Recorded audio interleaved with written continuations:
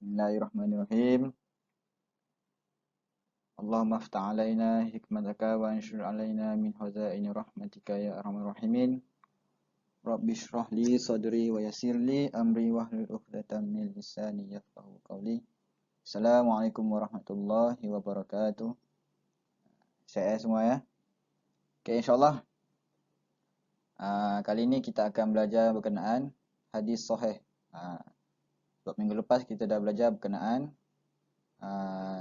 jenis-jenis hadis. Apa itu hadis, jenis-jenis hadis, dari hadis sahih, hadis hasan, hadis dhaif. Okay, insyaAllah hari ini kita akan masuk dalam bab hadis sahih. Okay, kita tengok apa yang dimasukkan dengan hadis sahih ni. Maksud hadis sahih. Hadis sahih ialah hadis yang bersambung sanad, diriwayatkan oleh perawi adil, dhabit, tidak syaz dan illah. Okey. Kita ulang sekali. Maksud hadis sahih ialah hadis yang bersambung sanad. Sanad ni apa? Perawi. Diriwayatkan oleh perawi adil, dhabit. Dhabit ni ialah perawi yang kuat hafalan dia. Tidak syaz. Tidak syaz ni tiada keraguan, dan illah, tiada kecacatan. Kalau nak tengok contoh ataupun ayat-ayatnya, boleh awak tengok dekat muka surat 2 buku hadis awak. Tak faham lagi? Kita tengok dulu slide sebelahnya dulu. Okey. Ini kita tengok ciri-ciri hadis sahih. Bagaimana kita nak mengenal yang hadis tu ialah hadis sahih. Kita tengok ciri-cirinya. Okey, yang pertama, ciri-ciri dia ialah sanad bersambung. Kedua, perawi adil. Yang ketiga, perawi kuat ingatan. Yang keempat, tiada keraguan pada hadis. Yang kelima, tiada kecacatan pada hadis. Ulang lagi tadi. Ciri-ciri hadis sahih. Yang pertama, sanad bersambung.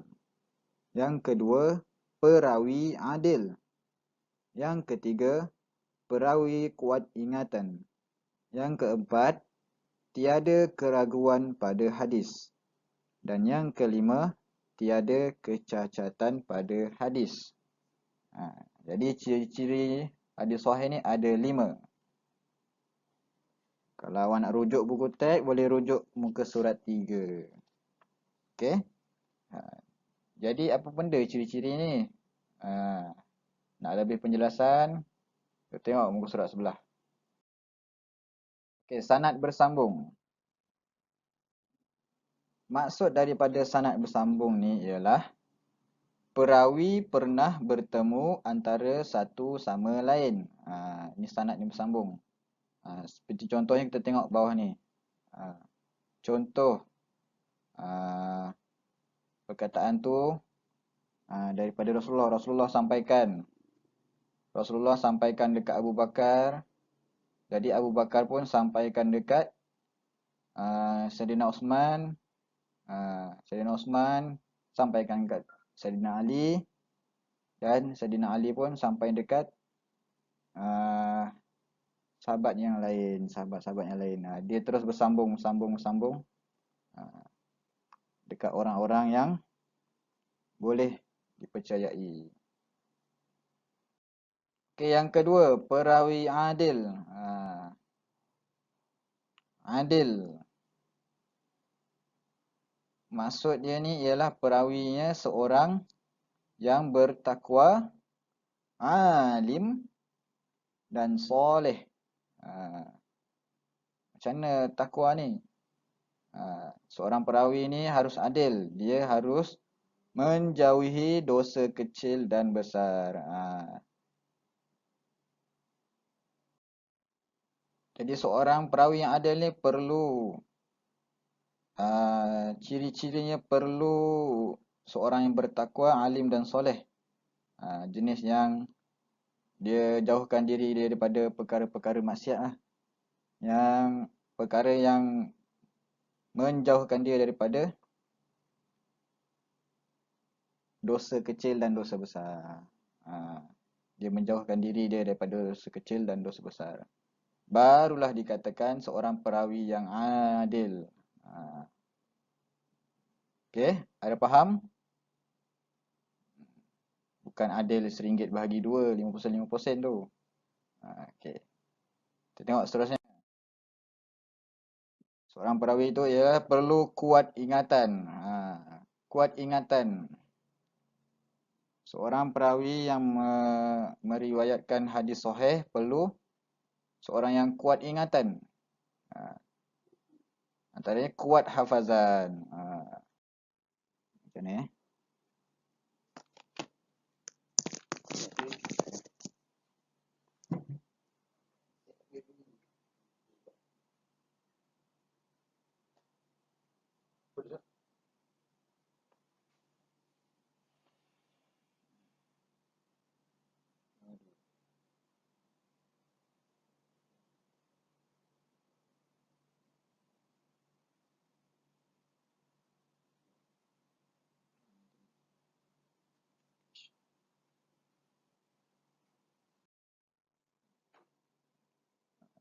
Nama lain, bukan nama lain.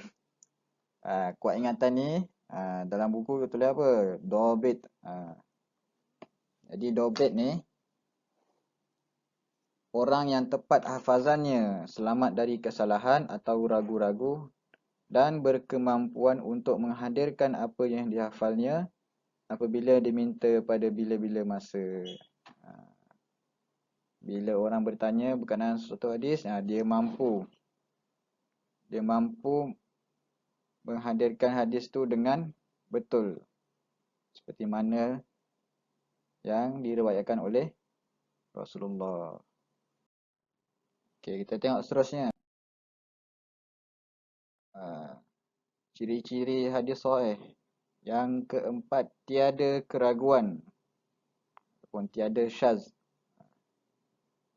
Apa tu? Tidak bertentangan dengan riwayat lain yang mana perawinya lebih sikoh.